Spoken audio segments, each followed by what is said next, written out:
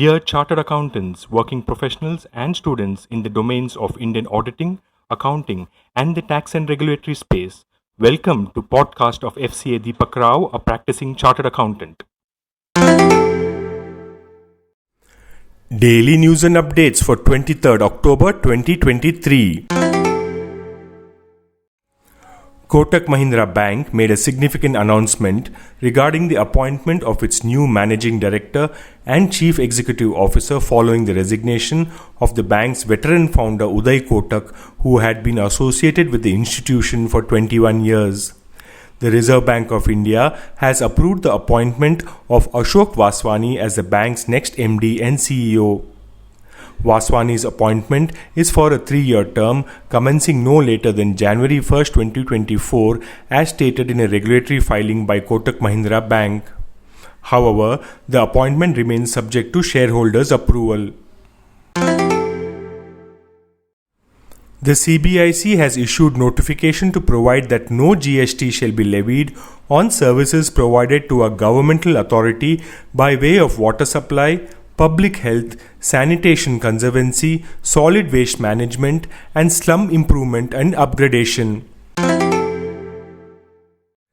The CBIC has issued notification to provide that refund of accumulated input tax credit shall be allowed on construction of civil structures like bridges, roads, etc., which are not intended for sale to a buyer.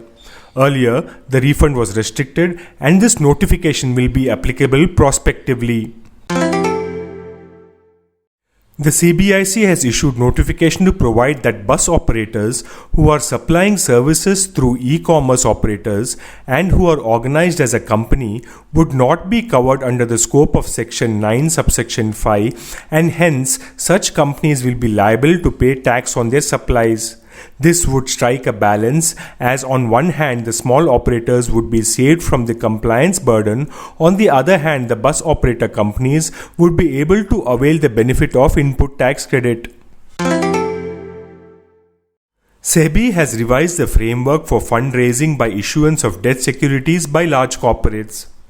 Large corporates are entities with outstanding long-term borrowings of at least Rs 100 crore or above, possessing a credit rating of AA and above, and having their debt securities listed on a recognized stock exchange.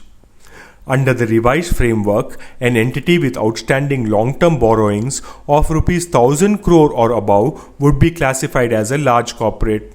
The SEBI has replaced the term incremental borrowings with qualified borrowings. Starting from financial year 2025, the requirement of mandatory qualified borrowing by a large corporate, that is 25% in a financial year, shall be met over a continuous block of 3 years. Several multinational companies headquartered in the Netherlands, Switzerland and France could be staring at a retrospective tax demand for close to Rs 11,000 crore on dividend income repatriated from India following a Supreme Court ruling last week.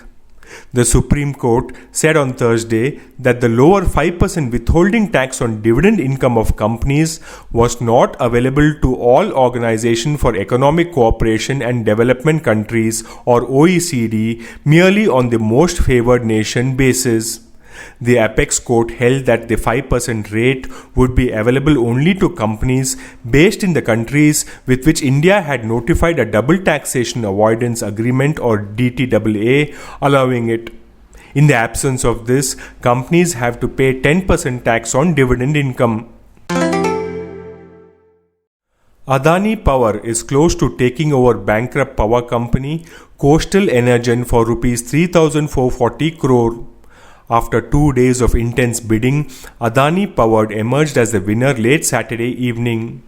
Jindal Power, the other bidder in the fray, quit the race. The interest in Coastal Energen undergoing corporate insolvency is mainly because it is among a few operational power plants for sale. The offer from Adani Power is in partnership with Dickey Alternative Investment Trust.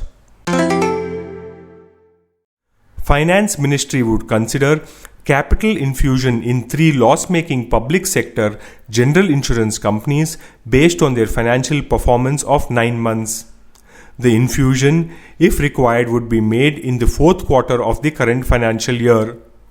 The Finance Ministry last year asked three insurers, National Insurance Company Limited, Oriental Insurance Company Limited, and United India Insurance Company, to chase bottom lines rather than top line and underwrite only good proposals. The financial review would give some idea about the impact of restructuring initiated on the profitability numbers and the solvency margin. The solvency margin is the extra capital the companies must hold over and above the claim amounts they are likely to incur.